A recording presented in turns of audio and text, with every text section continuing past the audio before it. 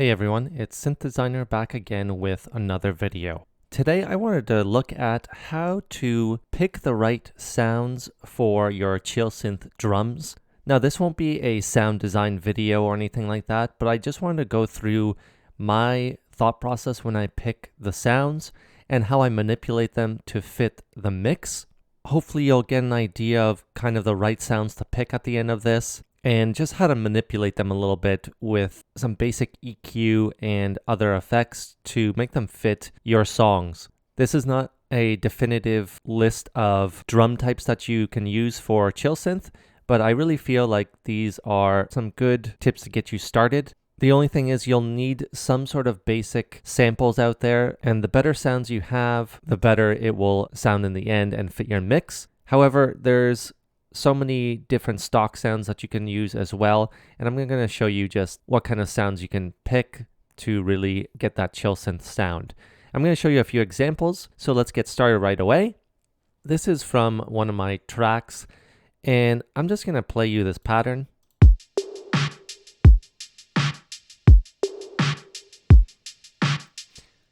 So starting off with the kick drum here, as you'll hear, it's kind of got that nice boomy kind of sound to it, but not too sustained or anything. With the kicks, you have a bunch of options. Now in this case, I have a pretty big kick, but a lot of Chillsynth sounds and songs do not rely on these big kind of dancey kicks. This is from an Oliver pack. If you're familiar with this on Splice, these are great samples. This one in particular has kind of that big boomy sound to it. Now you can pick a lot of different sounds. I'm not going to get into too many kicks here. However, let's just play around with it maybe a little bit and just change things around. Now, one thing to keep in mind is that this kick and all the other drums within it, this is already a mastered song. It's already been released. So everything within it relies on the proper compression and affects everything that I already put onto it. So it might sound a little weird if we start picking drums at random. It's going to obviously alter the sound significantly. But let's just play this in context and see how things sound. So I'm going to play you just a snippet of the song, and then we're going to get into all of this.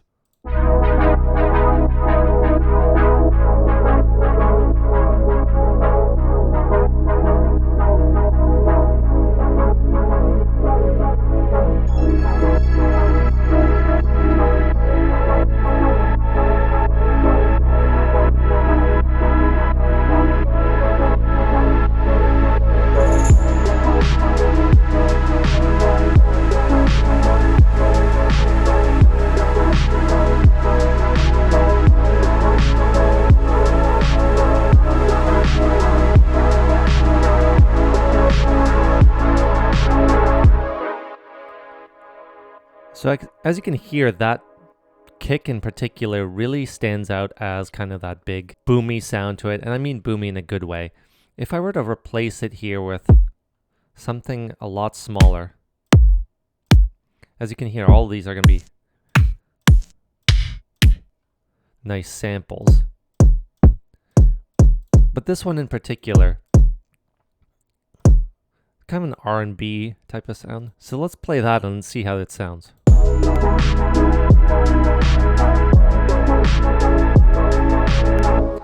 To me, that doesn't sound quite as right anymore. So I'm going to take this off. It just sounds too R&B-ish. Now, if I were to pick other ones,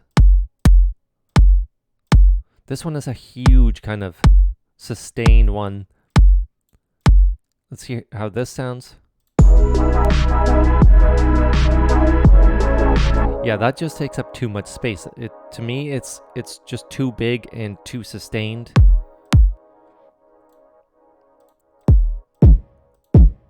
Again, this kind of big, fluffy one that you could call it, this distorted one wouldn't fit.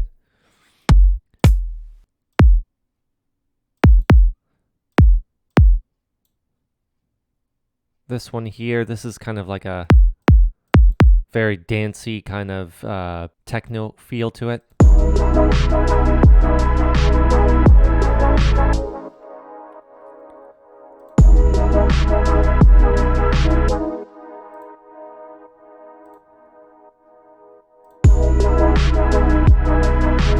To me, that has a nice rounded flavor to it without being overbearing. Like when I think of a Chillsynth song, I don't want a huge punchy kind of dance kick in my face, right? You want it to be kind of more subtle, still have a little punch to come through, but still something kind of more mellow. Again, there's a great example.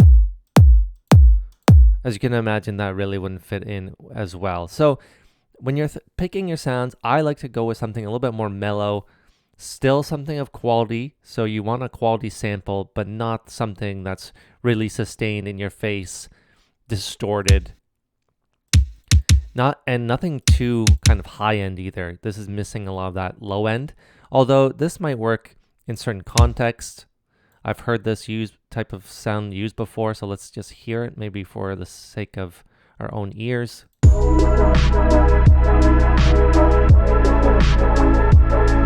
That's actually kind of cool, and I should remember and remind myself that this is heavily filtered. As you can hear, it doesn't have that high end. So play around with it. I do like to cut off that high end. As you can hear now. To me, that's way too upfront, way too kind of high end there. That's why I filter this off, and I like to filter off a lot of my drums in Chillsynth. This way you're just getting the low end. So once you get that low end only is what I like to do with a lot of kicks, and that's part of that sound to me. So that's just how I think of what I think about when I choose kick drums. I don't think you have to overthink it. Just kind of pick something you like, and remember, nothing too sustained and nothing too in your face. And just roll off some of those highs. But when it comes to the other sounds, this is where it kind of gets a little bit more tricky. So we have the hi-hat here. I like to use more organic sounding, more natural sounding. So real hi-hats, or samples on real hi-hats, I should say. I love acoustic sounds is what I want to say. This kind of dancey one, couldn't imagine it's going to work great, but let's just play around and see. So that's what we have now.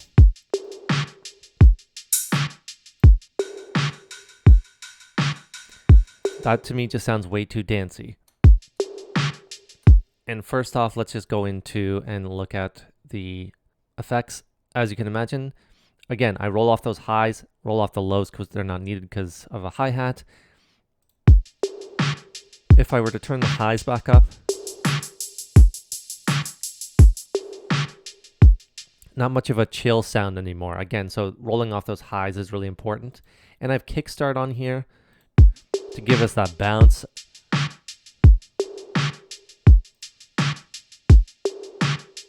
To me, it's not very bouncy without it. So rolling off those highs is important.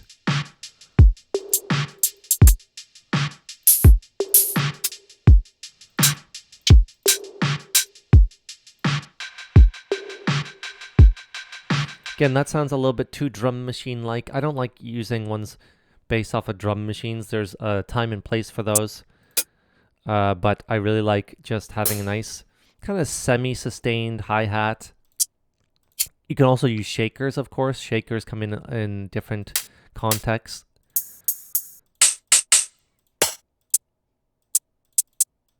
Let's try this maybe just for the sake of... This isn't bad. It's kind of got that more mellow sound as well. But this one I just found really nice, simple, and worked well. So very similarly, roll off those highs and use something more acoustic, in my opinion. As far as the snare goes, a nice short decay time is essential. So what do I mean by that? Let's go and find a snare without one. There's a huge acoustic sound.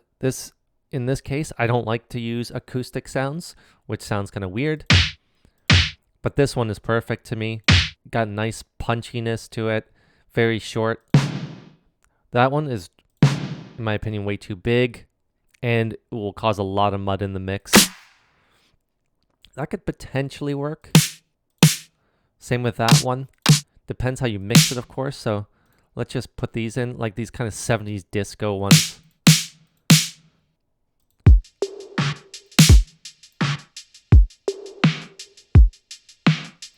And that's all about how I've mixed it again. So as you can imagine, if we're going to mix here, let's take a look.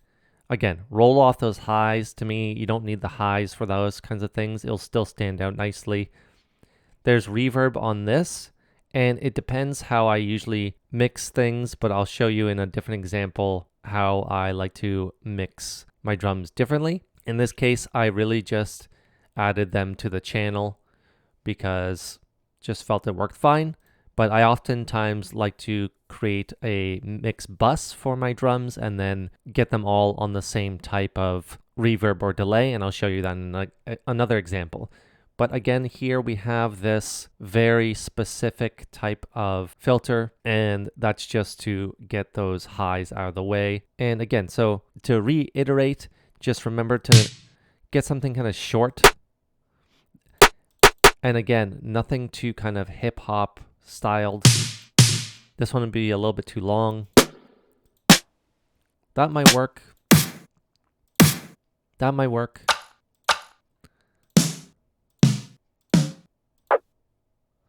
This one too is pretty cool. And you could also layer them as well. So if you wanted to kind of put this in here somewhere, just turn this down a bit. But let's just say you wanted to kind of layer them up.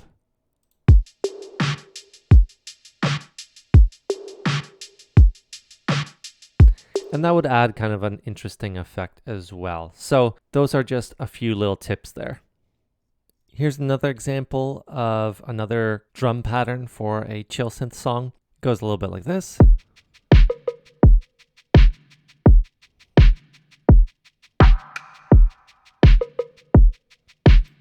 So a little bit of a different type of kick here. A little bit, again, I like these kind of like shorter but boomy sounds. I feel like they sit well in the mix. In this situation, we have a very similar sounding snare. Again, similarly mixed here with that high end rolled off. And in this case, I have the drum bus going. So I like to attach all my drums to one and then create a reverb. And then just have this sidechain to this reverb essentially. Or not sidechain, sorry. Sent to this reverb track, and then all my drums are on that. So if I were to turn this off,